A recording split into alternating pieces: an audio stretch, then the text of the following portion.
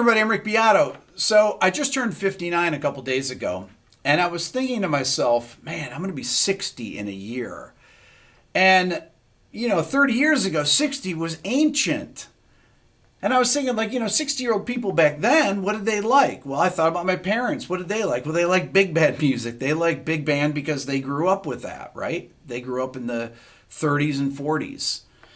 And most people like the songs that they grew up with, right? Usually up until you're about 25 or so, or the songs you listen to in college if you went to college, or the songs you listen to high school, whatever. Those are the things that really tend to stick with you for your whole life.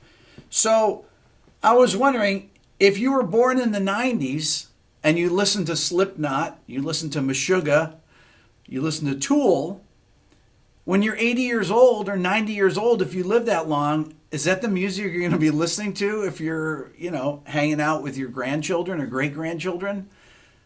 And I was wondering, okay, well, I'm 59. I love playing Meshuggah. I love playing Tool, right?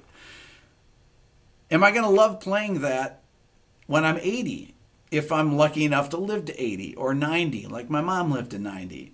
I try to imagine my mom rocking out to Meshuggah. I mean, it's absurd, really, when you think about it. My mom, grew up in the 40s and stuff, right? She was in her 20s and the 40s. So, I mean, when she heard the Beatles, she was in her 20s, I guess, or 30s. She was born in 1925, so she was in her 40s when she heard the Beatles, right? So, and she never, the Beatles wasn't really her thing. She liked the Beatles a little bit, but she liked music earlier than that. And she did like Jimi Hendrix when she would play Hey Joe with me. She always would play rhythm guitar for me because my brother John wouldn't, right? But this is really kind of a thought experiment. So I start calling some of my friends, and I said, what kind of music do you think you'll be listening to? A lot of my friends are around my age and everything. And, they listen to the stuff they listen to when they grow up right now. So they'll listen to Led Zeppelin, they'll listen to the Rolling Stones, the Beatles, Black Sabbath. But one of my good friends said, when I listen to Black Sabbath now, it sounds like a jazz trio or something, right? And in comparison to some of the heavy music that I would call kind of brutal sounding music, the stuff that I played at the beginning of the video, it's very brutal sounding. And I'm wondering if your tastes actually change. Maybe it's affected by your hearing. Maybe if my hearing keeps declining, if I will not like this because I don't get the same adrenaline rush from the music because I'm not getting all the high end because of singing in front of marshals for my entire life. I'm not getting that same kind of rush. Like if I think about, if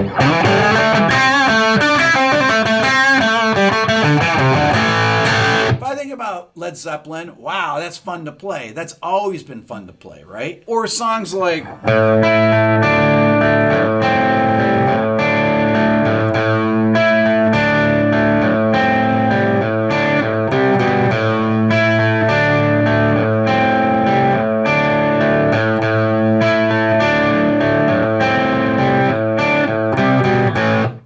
playing that. That's such a fun riff. Or let's see,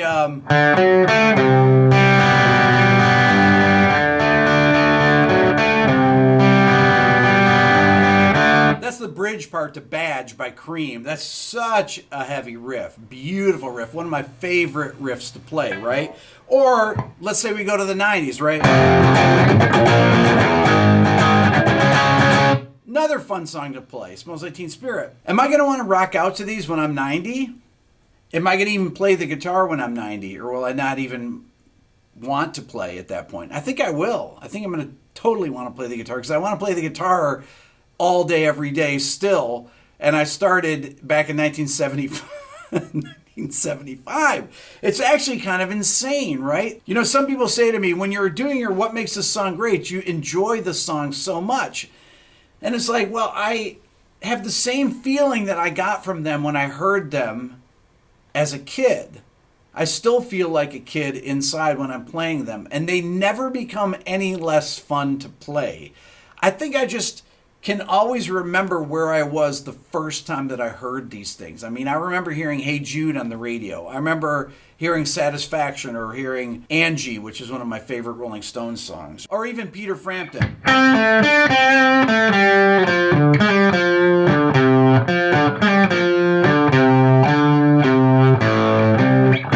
It's sacrilege to play it on an SG instead of a Les Paul, but I love playing that riff. When I just did my Frampton Do You Feel Like We Do video, I had so much fun, actually, because I learned the talkbox solo for the first time for that video.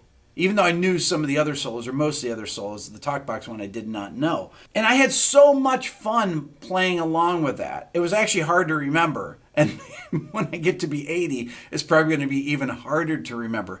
But these songs that don't have that much distortion to them, you know, that stuff, it's not going to matter as much as some of these songs that are heavier. So that's kind of one of the questions. This is like a thought experiment that I go through. And as I get older, you know, I keep thinking, well, when's my taste in music going to change? Am I going to all of a sudden start liking big band music or lounge jazz? It's like, well, I liked jazz when I was 16. So I've already done that. I already liked jazz back then. I like jazz and I like Black Sabbath and Jimi Hendrix when I was 16. So I don't really have to go back to jazz. I always already liked jazz, so I'm not going to kind of get mellower tastes anyways. One thing that actually informs me as to what I'm going to be like or what I'm going to like if I lived in 90 is I have a very dear friend named Peter Smart, who's been following my channel since the very beginning. I talk to Peter every couple weeks. We FaceTime. He lives in England. Peter's 90 years old. And he's given me so many great ideas for videos, titles, everything. It's like he's a pro YouTuber. He was 86 when I met him. He's 90 years old now, or maybe 85. I met him right at the beginning of my channel. And he's as hip as anybody I've ever met. 90 years old. He plays the guitar all the time still. He, you know, uses Instagram, uses YouTube.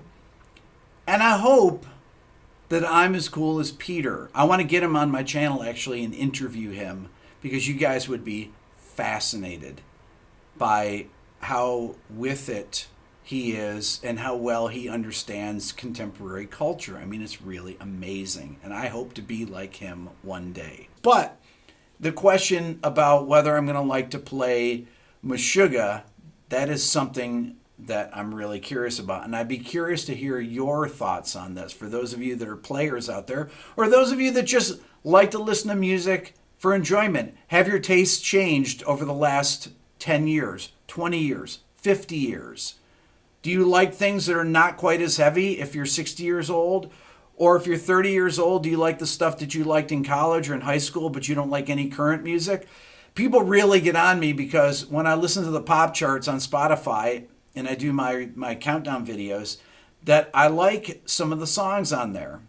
Well, a lot of them I like because I'm a producer. I say this. And I like sound recording and I like sonic. I like the way that people build tracks because it's really interesting to me. And it's actually very difficult to build great sounding tracks.